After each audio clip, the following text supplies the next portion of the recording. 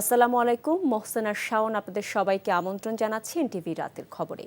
Crown cement শিরোনাম দেখছিলেন, এবার পুরো খবর।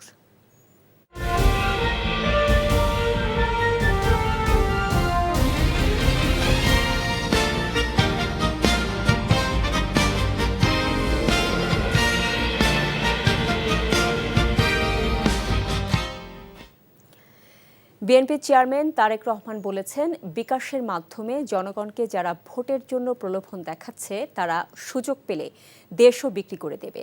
সাধারণ মানুষকে বিভ্রান্ত করে যারা ভোট চাইতে আসবে তাদেরকে গুপ্ত হিসেবে আখ্যা দেওয়ার আহ্বান জানিয়ে তিনি বলেছেন, বিশেষ এই দলটি বিগত ১৬ বছরে আন্দোলনে ছিল না, মিশেছিল আওয়ামী লীগের সাথে। এবার ভোটের প্রস্তুতির আগের দিন থেকে নেয়ার আহ্বান জানিয়ে জাল ভোটের ব্যাপারে সতর্ক থাকার কথা বলেছেন তারেক রহমান। টাঙ্গাইল ও সিরাজগঞ্জের নির্বাচনী জনসভায় এসব বলেন তিনি। আরও জানাচ্ছেন হাসান মাহমুদ। যমুনা নদী পাড়ের জনপদ টাঙ্গাইলের দরুনচরজানা বাইপাস এলাকার নির্বাচনী সমাবেশের মঞ্চে যখন জাতীয়তাবাদের নেতা তারেক রহমান, তখন সন্ধ্যা রাতের আলো আধারিতে মানুষের জোয়ার চতুর্দিকে ছড়ায়। তাঁতের শাড়ির শহরের জনস্রোতে দাঁড়িয়ে তারেক রহমান বলেন, 12ই ফেব্রুয়ারির ভোট নিয়ে চলছে নানামুখী ষড়যন্ত্র। এখনো কোন মহল চেষ্টা করছে যে কিভাবে ভোটকে বিভিন্নভাবে বাধাগ্রস্ত করা যায়।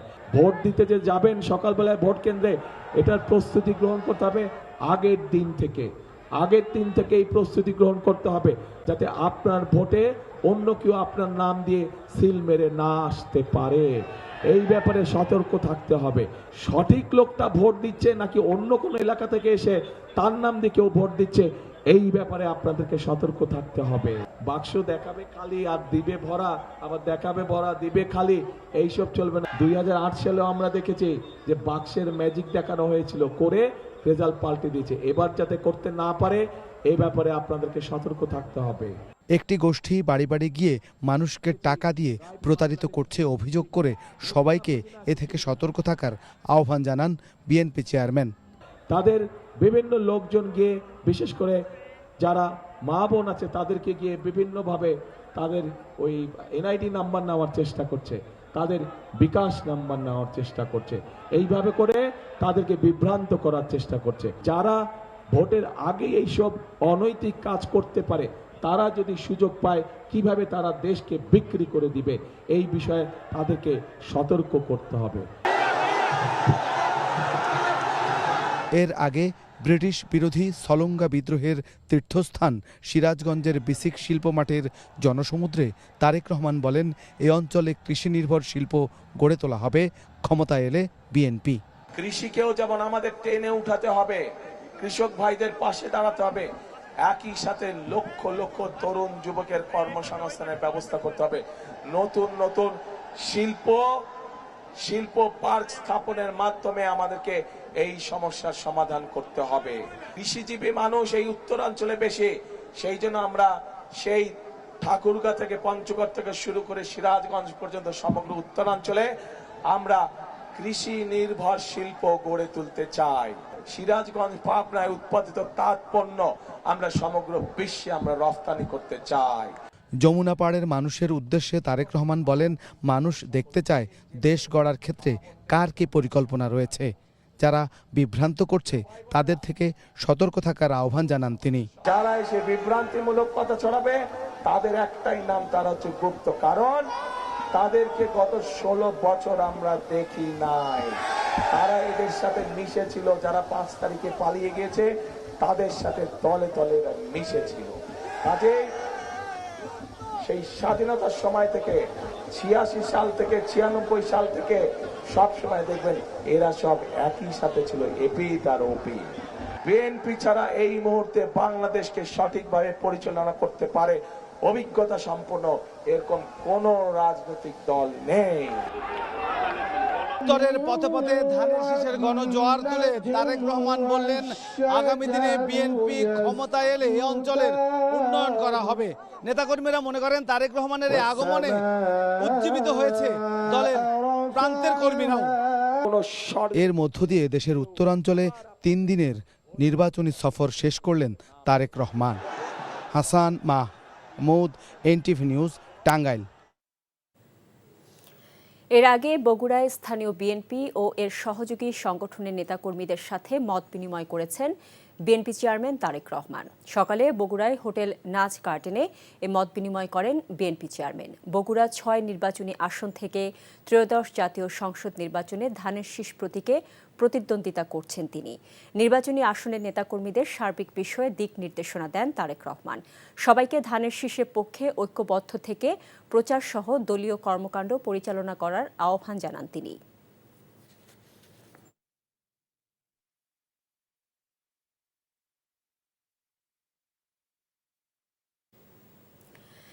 নিজেরা গুপ্ত সুপ্ত হয়ে অন্য দলকে এ নামে ডাকা লজ্জার বলে মন্তব্য করেছেন জামায়াতের আমির ডাক্তার শফিকুর রহমান। রাজধানীর ধানমন্ডিতে ১১ দলীয় নির্বাচনী জনসভায় তিনি এই মন্তব্য করেন। কুমিল্লা এবং ঢাকার কেরানীগঞ্জের নির্বাচনী সমাবেশে আধিপত্যবাদীরা নির্বাচনকে সামনে রেখে ষড়যন্ত্র করছে উল্লেখ করে জোটকে ভোট দেওয়ার আহ্বান জানিয়েছেন নেতারা। কেউ ভোট ছিনতাইয়ের চেষ্টা করলে প্রতিহত করার আহ্বানও জানান জামায়াত আমির। নাজিবুর রহমানকে সাথে নিয়ে আরো জানাচ্ছেন ওবায়দুল্লাহ মামুন। একটানা নির্বাচনী জনসভা করে যাচ্ছেন জামায়াতের আমির ডাক্তার শফিকুর রহমান। শনিবার সকাল থেকে দুপুর পর্যন্ত কুমিল্লায় ও বিকেলে কেরানীগঞ্জ এবং রাতে ঢাকা ১০ আসনে নির্বাচনী সভায় বক্তব্য দেন তিনি। বলেন, বিদেশে আড়ালে থেকে অন্য দলকে গুপ্ত বলা লজ্জার। নিজেরা যারা গুপ্ত সুপ্ত হয়ে থেকেছেন তা সেই লোক যদি আমাকে গুপ্ত বলে, আপনাকে গুপ্ত বলে, আপনার কেমন লাগবে বলেন? বছরের পর বছর দেশবাসী কিছু মানুষের ছায়াও দেবে। সেই মানুষ যদি আমাকে বলে আমি গুপ্ত না শত্রু, আপনি বলতেই পারেন আমি গুপ্ত ছিলাম কারাগারে দফায় দফায়। আপনি যদি ওটাকে গুপ্ত বলেন তাইলে আমি অবশ্যই গুপ্ত। আমি এদেশের মানুষকে বিপদের মুখে ফেলে দিয়ে আমি পালিয়ে যাইনি, আমি ইচ্ছা করলে পালিয়ে যেতে পারতাম। এদিকে ঢাকা জেলার ১, ২, ৩ ও ১৯, ২০ এই ৫টি আসনের উদ্যোগে শনিবার বিকেলে কেরানীগঞ্জে জনসভা করে বাংলাদেশ জামায়াত ইসলামী। যোগ দেন ঢাকার আশপাশের ৫টি আসনের জামায়াত, এনসিপি সহ ১১ দলীয় জোটের নেতাকর্মীরা। সমাবেশে বক্তৃতা করেন জামায়াত ও জোটের প্রার্থীরা। বিশেষ অতিথি হিসেবে বক্তব্য রাখেন এনসিপির আহ্বায়ক নাহিদ ইসলাম। ৫ই আগস্ট যেভাবে আপনারা রাজপথে নেমে এসেছিলেন, বাংলাদেশের স্বাধীনতা সার্বভৌমত্বকে পুনরুদ্ধার করেছিলেন, আগামী ১২ই ফেব্রুয়ারি বাংলার তরুণ সমাজ, বাংলার নারীরা, বাংলার আলেম সমাজ, বাংলার সংখ্যালঘু সবাই ঐক্যবদ্ধভাবে আবারও রাজপথে নামবেন। নিজেদের ভোটাধিকার, নিজেদের গণতন্ত্র, নিজেদের সার্বভৌমত্ব আমরা নিজেরাই রক্ষা করে বিজয় সুনিশ্চিত করে তারপর আমরা ঘরে ফিরবো ইনশাআল্লাহ।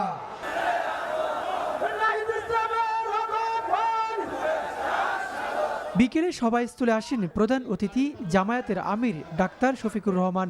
সেই মানুষটাকে আপনারা আপনাদের ভালোবাসা, দোয়া, সমর্থন, ভোট দিয়ে নির্বাচিত করবেন ইনশাআল্লাহ। বলেন, আর কোনো আধিপত্যবাদী গোষ্ঠীকে দেখতে চায় না এদেশের মানুষ। দাঁড়িপাল্লার পক্ষে ভোট চান তিনি।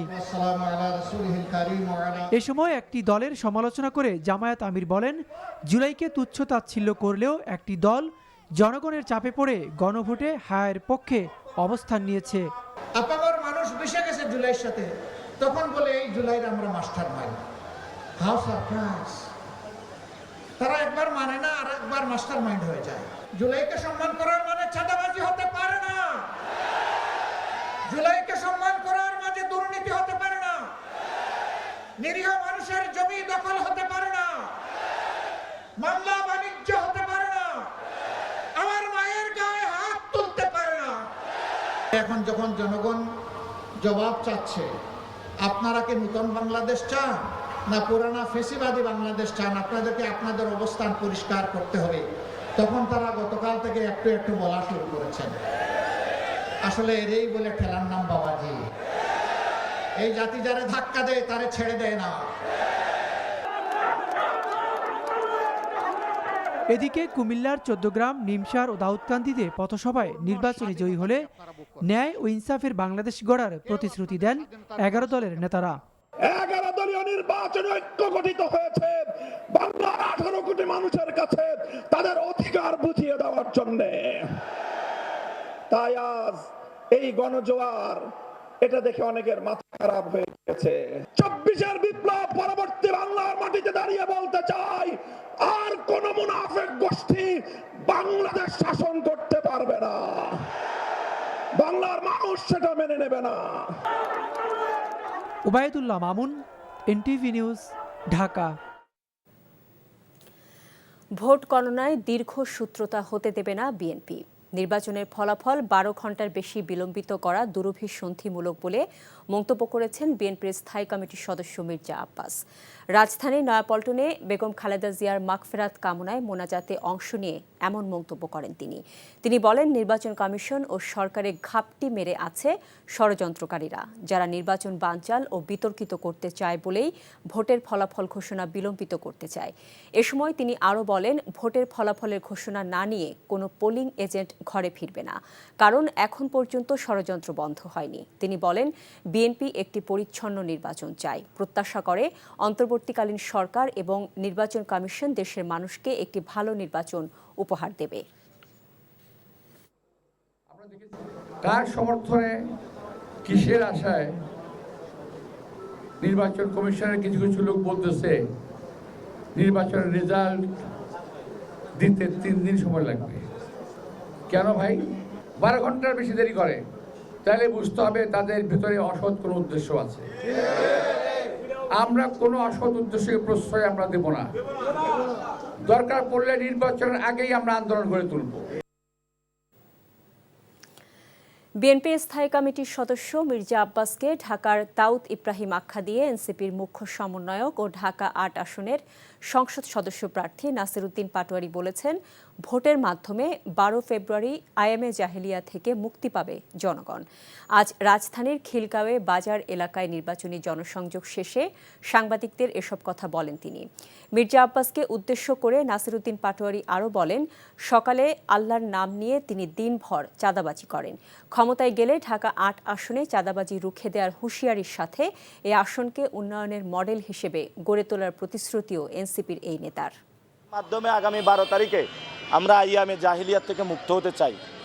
ভোটের মাধ্যমে আমরা যারা মানুষের সাথে বেয়াদবি করছে, সন্ত্রাসী আচরণ করছে, আমরা তাদের থেকে মুক্ত হতে চাই। আপনারা শুনেছেন যে পাকিস্তানের একজন গ্যাংস্টার আছে দাউদ ইব্রাহিম, তো ঢাকা 8-এ এই ধরনের দাউদ ইব্রাহিমরা চলে এসেছে। জাতীয় সংসদ নির্বাচন ঘিরে বেড়েছে প্রার্থীদের ব্যস্ততা। সকাল থেকে রাত পর্যন্ত গণসংযোগ করছেন, ভোটারদের কাছে নানা প্রতিশ্রুতি দিয়ে ভোট চাচ্ছেন প্রার্থীরা। বিস্তারিত ইমরুল কায়েসের ডেস্ক রিপোর্টে। ঠাকুরগাঁও সদর উপজেলার পশ্চিম মুন্সিপাড়ায় গণসংযোগ করেছেন ঠাকুরগাঁও 1 আসনের বিএনপি প্রার্থী মির্জা ফখরুল ইসলাম আলমগীর। এ সময় তিনি বলেন, রাজনীতিতে সততা ও নৈতিকতা বজায় রাখা গুরুত্বপূর্ণ। এখন কোনো ঝগড়াঝাটি না, সঠিক লোক থেকে ভোট দিয়ে সঠিক লোককে পার্লামেন্টে নিয়ে এসে ইনশাআল্লাহ আমরা আগামী দিনে আমরা সুন্দর একটা বাংলাদেশ, ভালোবাসার একটা বাংলাদেশ, প্রেমের একটা বাংলাদেশ আমরা তৈরি করি। মানুষ পরিবর্তন চায়, আর এই পরিবর্তন আনবে 11 দল বলে মন্তব্য করেছেন জামাতে ইসলামের কেন্দ্রীয় সেক্রেটারি জেনারেল মিয়া গোলাম পরোয়ার। সকালে চাঁদপুর 4 আসনের নির্বাচনী জনসভায় এসব কথা বলেন তিনি। We need change, আমরা পরিবর্তন চাই। সে পরিবর্তন কারা আনবে? ওই পূর্বের দুর্নীতিবাদ, চাঁদাবাজ, মস্তান, খুনি, বাটপারদের দ্বারা এই পরিবর্তন আসবে না। কক্সবাজারের 1 আসনে গণসংযোগ করে সালাউদ্দিন আহমেদ বলেন, ধানের শীষে ভোট দিলে বাংলাদেশে গণতান্ত্রিক ব্যবস্থা আরও শক্তিশালী হবে। গাজীপুর 2 আসনে পথসভা করেছেন ধানের শীষের প্রার্থী এম মঞ্জুরুল করিম রনি। কিশোরগঞ্জ 5 আসনে হাসপতিকে গণসংযোগ করেছেন স্বতন্ত্র প্রার্থী শেখ মুজিবুর রহমান ইকবাল। জামালপুর 3 আসনে প্রচারণা করেছেন জাতীয় পার্টির প্রার্থী মীর শামসুল আলম লিপটন। ফরিদপুর 1 আসনে স্বতন্ত্র প্রার্থী আরিফুর রহমান দোলন মধুখালীর মেছরদিয়া এলাকায় প্রচারণা করেছেন। ফরিদপুর 2 আসনের বিএনপি প্রার্থী শামাওয়াবাদ ইসলাম রিঙ্কু সালথা উপজেলার বিভিন্ন স্থানে প্রচারণা করে ধানের শীষে ভোট চান। Imrul Kayes, NTV news desk.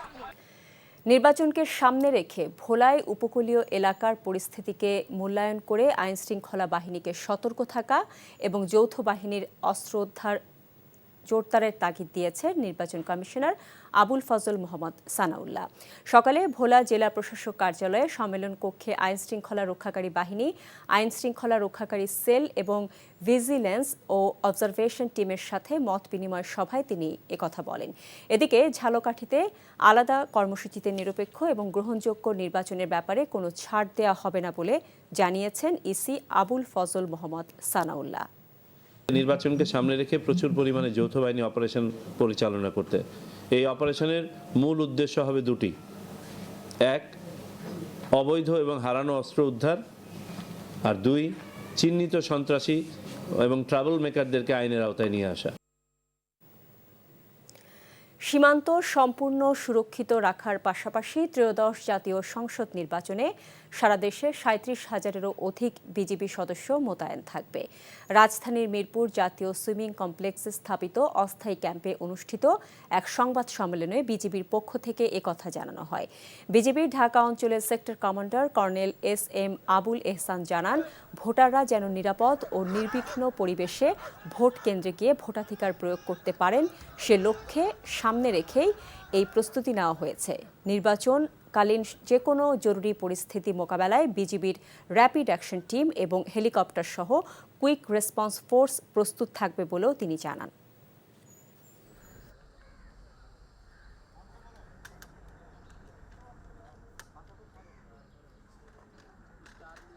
বিজিবিকে অত্যন্ত পেশাগতভাবে তাদেরকে নির্বাচন সংক্রান্ত আইন শৃঙ্খলা কীভাবে মেনটেন করতে হবে এ ব্যাপারে যথেষ্ট পর্যাপ্ত প্রশিক্ষণ প্রদান করা হয়েছে।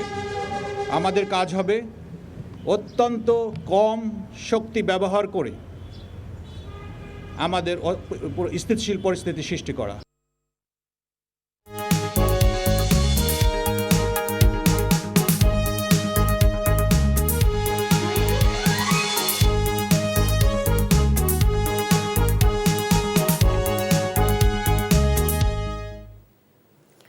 নাসির সিনটেক্স গ্রুপ নির্বাচন পথে পথে।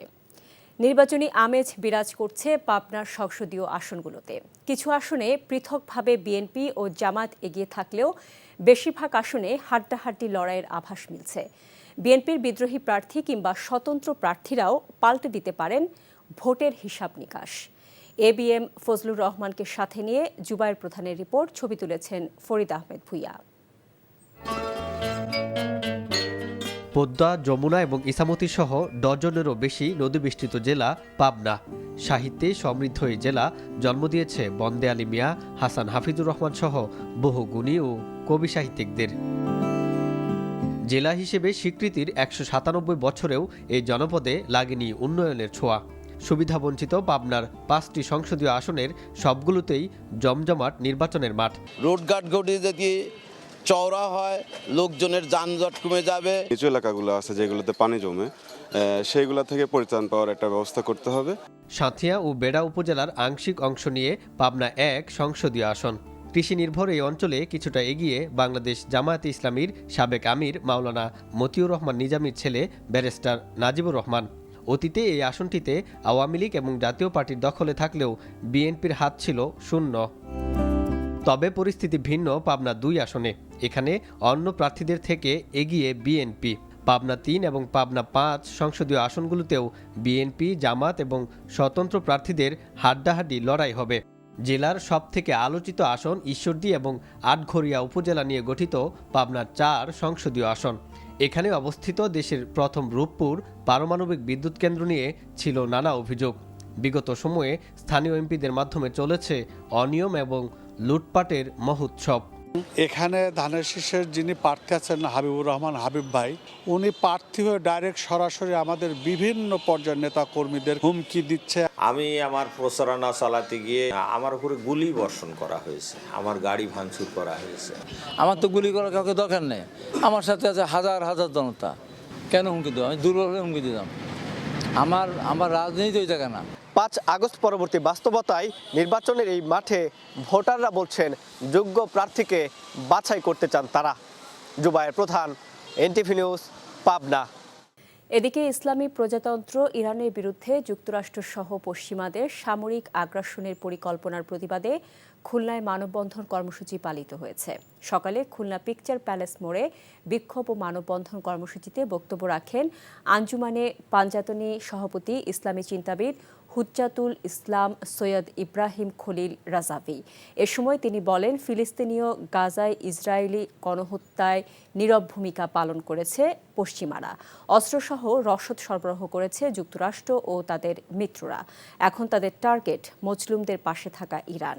তাই মুসলিম বিশ্বের ঐক্যের প্রতি জোর দেন তিনি।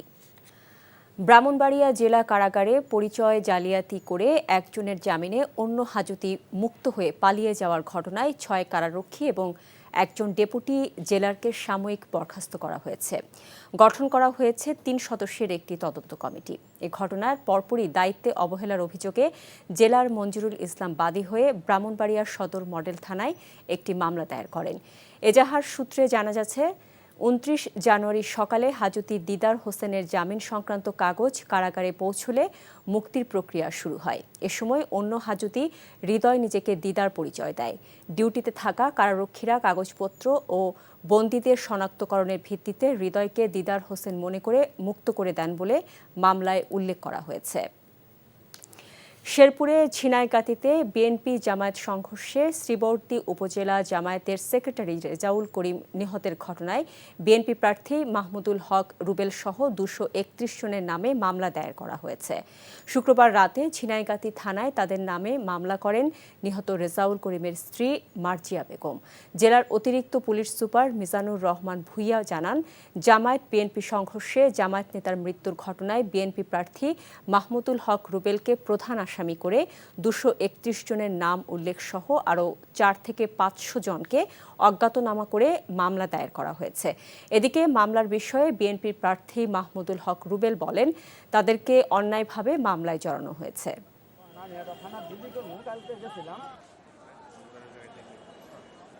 ইতিমধ্যে আমরা আসামিদেরকে গ্রেফতার করার জন্য প্রয়োজনীয় প্রস্তুতি নিচ্ছি এবং আমরা যাচাই বাছাই করছি যে এক্স্যাক্টলি ঘটনার সাথে কাদের কাদের এনগেজমেন্ট আছে। শেরপুরে নির্বাচনী সহিংসতায় নিহত জামায়াত নেতার খুনিরা বিএনপির নেতাকর্মী দাবি করে তাদের এখনও গ্রেফতার না হওয়ায় ক্ষোভ প্রকাশ করেছেন জামায়াতের অন্যতম সহকারী সেক্রেটারি জেনারেল এহসানুল মাহবুব জুবায়ের। খুনিদের দ্রুত গ্রেফতার করে হত্যার বিচার দাবি করেন তিনি। দুপুরে রাজধানীর মগবাজারে জামায়াতের কেন্দ্রীয় কার্যালয়ে নিয়মিত প্রেস ব্রিফিংয়ে এসব কথা বলেন তিনি। বিএনপিকে ইঙ্গিত করে তিনি বলেন, ভোট কেন্দ্রে যাতে সাধারণ মানুষ না আসে সেজন্য একটি দল প্রতিপক্ষের ওপর হামলা করে রাজনৈতিক মাঠ উত্তপ্ত করছে। দেশের বিভিন্ন জায়গায় জামায়াত প্রার্থীসহ নেতাকর্মীদের ওপর হামলা, ভয় ভীতি দেখানোর চিত্র তুলে ধরে এই জামায়াত নেতা বলেন, সুষ্ঠু নির্বাচনের স্বার্থে এমন সহিংস আক্রমণ কোনোভাবেই সমর্থন করে না জামায়াত ইসলামী।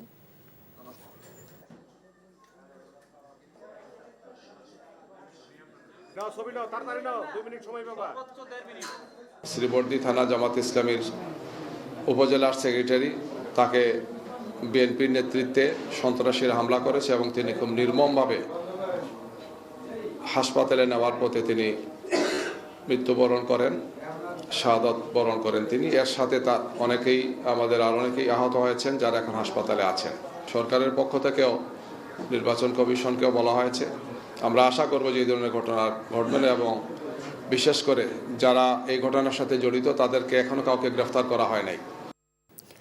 ঢাকা বিশ্ববিদ্যালয়ে আবাসিক হলে গণরুম প্রথা এবং গেস্ট রুম কালচার বন্ধ সহ সার্বিক উন্নয়নে গেল 1.5 বছর ধরে বর্তমান বিশ্ববিদ্যালয় প্রশাসন নিরলস কাজ করে যাচ্ছে বলে জানিয়েছেন বিশ্ববিদ্যালয়ের উপাচার্য অধ্যাপক নিয়াজ আহমদ খান। বিকেলে বিশ্ববিদ্যালয়ের নওয়াব আলী চৌধুরী সিনেট ভবন মিলনায়তনে অনুষ্ঠিত বিশ্ববিদ্যালয়ের বিভিন্ন স্থাপনার উদ্বোধন, ভিত্তিপ্রস্তর স্থাপন এবং অধিকতর উন্নয়ন প্রকল্প কার্যক্রমের আনুষ্ঠানিক উদ্বোধনীতে একথা বলেন তিনি। উপাচার্য বলেন, বিশ্ববিদ্যালয়ে শুধু অবকাঠামোগত নয় বরং একাডেমিক উন্নয়নে গুরুত্ব দিয়ে কাজ করছে প্রশাসন। যেসব ক্ষেত্রে সমস্যা ও ঘাটতি রয়েছে ভবিষ্যতে তা পূরণের আশ্বাস দেন তিনি। অনুষ্ঠানে বিশ্ববিদ্যালয় প্রশাসনের কর্মকর্তা, শিক্ষক ও ডাকসুর প্রতিনিধিরা উপস্থিত ছিলেন। শিরোপা জয়ের লড়াই আর বুদ্ধির কৌশলে শেষ হল ৩৭তম জাতীয় টিম ব্রিজ চ্যাম্পিয়নশিপ। হাড্ডাহাড্ডি লড়াই শেষে রানার আপ ম্যাক্সিমাসকে হারিয়ে নতুন চ্যাম্পিয়ন হওয়ার গৌরব অর্জন করেছে শিরোনামহীন দল। সন্ধ্যায় রাজধানীর ইঞ্জিনিয়ার্স ইনস্টিটিউটের ইআরসি মিলনায়তনে আয়োজিত এই সমাপনী অনুষ্ঠানে সভাপতিত্ব করেন ব্রিজ ফেডারেশনের সভাপতি সৈয়দ মাহবুবুর রহমান। গত ২৩ জানুয়ারি থেকে শুরু হওয়া এই আসরে দেশের শীর্ষস্থানীয় ব্রিজ দলগুলো অংশ নেয়। ৩১ জানুয়ারি চূড়ান্ত লড়াইয়ে পয়েন্ট টেবিলের ব্যবধানে ম্যাক্সিমাসকে পেছনে ফেলে শিরোপা নিশ্চিত করে শিরোনামহীন। পুরস্কার বিতরণী শেষে আয়োজক ও পৃষ্ঠপোষক প্রতিষ্ঠান ইস্পাহানি গ্রুপ জানায়, মেধাভিত্তিক এই খেলার প্রসারে আগামীতেও তাদের সমর্থন এবং সহযোগিতা অব্যাহত থাকবে। মায়াজাল আর বাউলি জাদুতে মুখরিত ছিল সাভার আশুলিয়ার এইচএস ট্রেনিং সেন্টার। সান ফাউন্ডেশনের উদ্যোগে স্কয়ার টয়লেটিসের পৃষ্ঠপোষকতায় অনুষ্ঠিত হয়েছে দেশের সবচেয়ে বড় folk reality show magic Bauliana ২০২৫। বাংলার ঐতিহ্যবাহী লোকসঙ্গীতের বিশুদ্ধতা রক্ষা, এর জনপ্রিয়তা বৃদ্ধি এবং ভবিষ্যৎ প্রজন্মের মধ্যে এই ধারাকে ছড়িয়ে দেওয়ার লক্ষ্যে ২০১৩ সালে প্রথম এই আয়োজন করা হয়।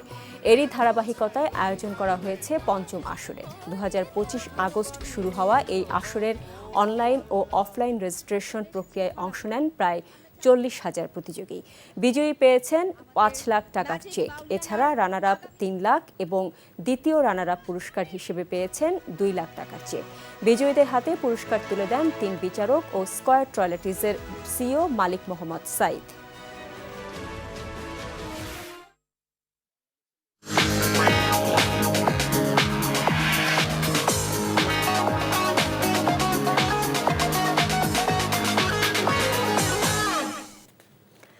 মার্কেন্টাইল ব্যাংক অর্থনীতির খবর।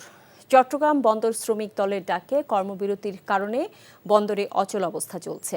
নিউমোরিং কন্টেনার টার্মিনাল এনসিটি পরিচালনায় বিদেশি কোম্পানির সাথে সম্পাদিত চুক্তি বাতিলের দাবিতে আজ থেকে ৮ ঘণ্টা করে দুদিনের এই কর্মবিরতি শুরু হয়। সকাল ৮টায় কর্মসূচি শুরু হওয়ার পর বন্দরের ৩টি টার্মিনাল জিসিবি, সিসিটি ও এনসিটিতে পরিচালনা কার্যক্রম ব্যাহত হয়। এই ৩ টার্মিনালে জাহাজ থেকে কন্টেনার ওঠানো নামানোর কার্যক্রম প্রায় অচল অবস্থা তৈরি হয়েছে।